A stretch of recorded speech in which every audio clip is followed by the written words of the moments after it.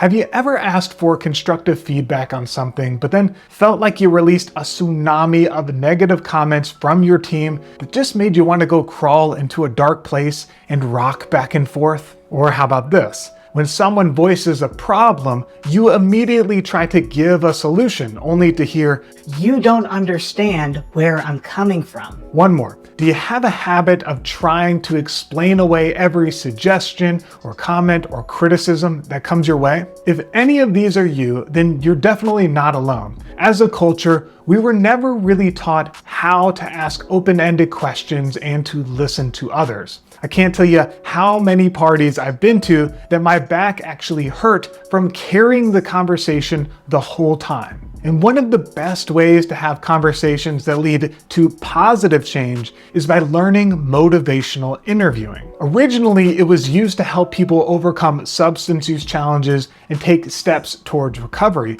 but it's since been used in education, healthcare, and even in the workplace. It has 4 pillars that will transform the way you talk with your team. These 4 pillars can be remembered by the acronym OARS, and they stand for open-ended questions, affirmations, reflective listening, and summarizing. Let's break these down. Open-ended questions are questions that give you insight into what someone is thinking and cannot be answered by a yes or a no. These are also not leading questions implying a right answer, like, "How could you think that was okay?" Affirmations are when you notice positive change talk based upon what you're hearing. And change talk is anything that someone says that indicates motivation toward a positive change. You can compare this to sustained talk, which are reasons why a person would not make a positive change. Reflective listening is carefully hearing what someone is saying and responding in a way that shows you understand where they are coming from and encourages more discussion.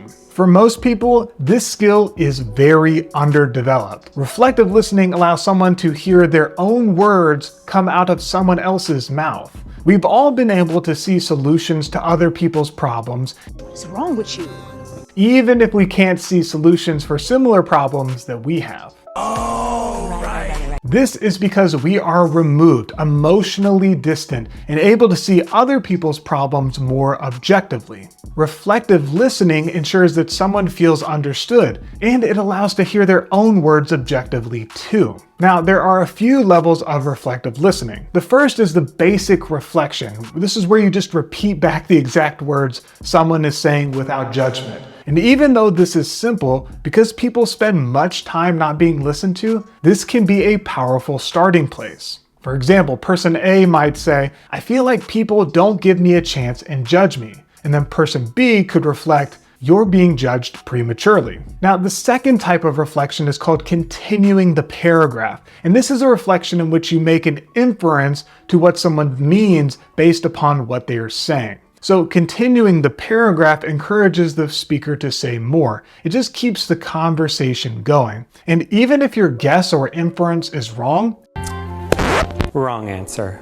It's okay, because oftentimes the speaker will correct you. For example, person A could say, "I feel like people don't give me a chance and judge me. I'm new to the job, and even though I have experience, it wasn't in this industry. I've noticed that people tend to not like me at first, but then I grow on them down the road." Then person B might reflect, "People must take the time to get to know you." The third type of reflection is called overreaching, and this is where you make an inference or a guess that is probably going a little too far, in the hopes that the person will correct you for a more balanced perspective. Now, this is especially helpful when someone is being one-sided or maybe just a little dramatic. For example, person A might say, "People never give me a chance and always judge me." And then person B might reflect, "No one has ever really loved and supported you." Summaries in motivational interviewing are a collection of reflections that are all organized and then put in front of people in a way that allows them to see patterns. You've done the job of keeping track of what they're saying, and now you're presenting them all together. Think of each reflection as a flower and a summary as a bouquet. Some example summaries might include, "Let me make sure I got this right. You're dealing with this issue and you've tried this strategy." Or in summary, you've shared that X, Y, and Z. Or last one, to recap, You've been working on this goal by using this strategy, and now you're considering X, Y, and Z. That's all for me. For more helpful resources, go to clintmalley.com. All of my love, and I will see you on the next video.